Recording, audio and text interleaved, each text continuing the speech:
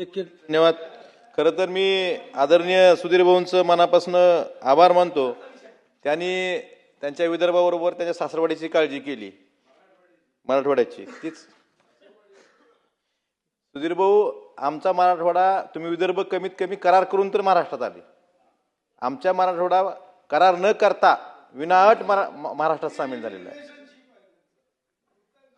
आणि काय सुधीर भाऊ, आमचा मराठवाडा फक्त संतांची भूमी नाही, सहनशील लोकांची भूमी आहे। हा अनुभव तुम्हाला घरी पण येत असेल।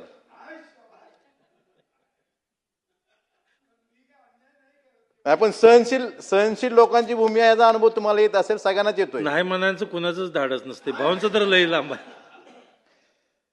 अध्यक्ष महोदय, सुधीर भाऊंनी वैधानिक विकास मंडळाच्या बाबतीत जो प्रश्न मांडला, निश्चितच विदर्भाबरोबर मराठवाड्याचा अनुशेष आता मागच्या 10-12 वर्षात आदरणीय देवेंद्रजी फडणवीस साहेबांच्या माध्यमातून विदर्भाचा बराच अनुशेष कमी झाला असं तुम्ही आत्ताच सांगितलं, पण मराठवाड्याचा अनुशेष वाढतोय।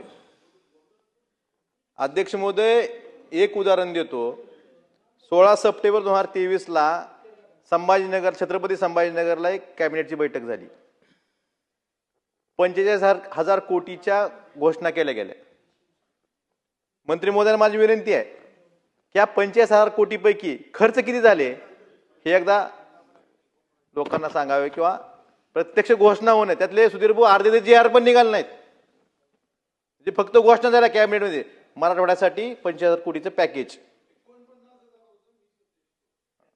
त्यातले किती GR किती निघाले?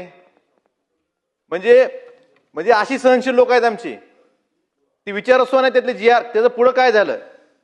फक्त पॅकेजच्या घोषणा मोठ्या करायच्या आणि प्रत्यक्षात अंमलबजावणी काय? जसं तुम्ही आता सांगितलं की वैधानिक विकास महामंडळ बंद असलं तरी आपण त्या खर्चाच्या बाबतीत किती खर्च करतोय हे आम्ही पटलावर ठेवू, किंवा सर्वसामान्य महाराष्ट्र जनतेला किंवा मराठवाड्या जनतेला सांगू।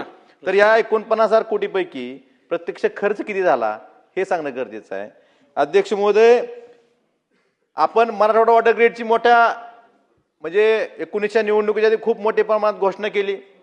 परत महाविकास आघाडी सरकारच्या काळात मराठवाडा वॉटर ग्रीड बंद झाली म्हणून ओरडाओरडी केली, परत यांनी चालू केलं म्हणून सांगितलं।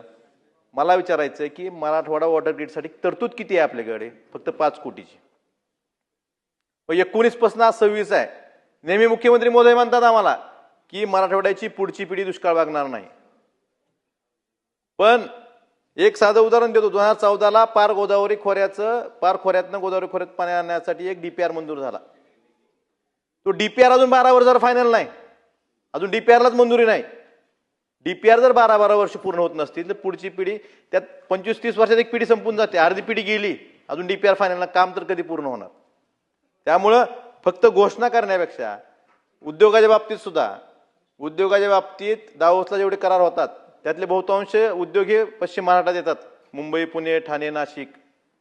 विदर्भ आमच्या पुढे गेलाय, मराठवाड्यात फक्त 4% उद्योग आहेत त्याचे करार झालेले। आणि मराठवाड्याला संभाजीनगर, जालना इथं उद्योग झाले म्हणजे सगळ्या मराठवाड्याला रोजगार मिळाला असं नाही होत। आमचा अर्धा मराठवाडा पुणे मुंबईत काम करतोय, आमचं मायग्रेशन होतं खूप, हे थांबलं पाहिजे। सर्व न्यायी विकास झाला पाहिजे, यासाठी सरकारनं काम करणं गरजेचं आहे। त्यामुळं माझी एवढीच विनंती आहे की जसं सुधीर भाऊंनी सांगितलं त्याच बाबतीत सुद्धा मराठवाड्यात जे अनुशेष आहेत, सिंचनाचा अनुशेष असेल, किंवा साधं एक उदाहरण देतो, निजामकालीन शाळांसाठी निधी दिला होता, त्यावेळेस मंजूर झाला होता, सुधीर भाऊ तुम्हीच केला असेल, त्याला सुद्धा निधी दिला नाही अजून शाळा दुरुस्तीला। एवढा सहनशीलतेचा अंत बघू नका मराठवाड्यात तुम्ही लोक, एवढीच विनंती आहे। मी जास्त काय बोलत नाही, फक्त विदर्भाबरोबर मराठवाड्यावरही आपला विदर्भाचा अनुशेष कमी झालाय पण मराठवाड्याचा अनुशेष वाढतोय, यासाठी सुद्धा सरकारनं लक्ष द्यावं एवढीच विनंती करतो। धन्यवाद। ठीक आहे, हेमंतजी ओगले।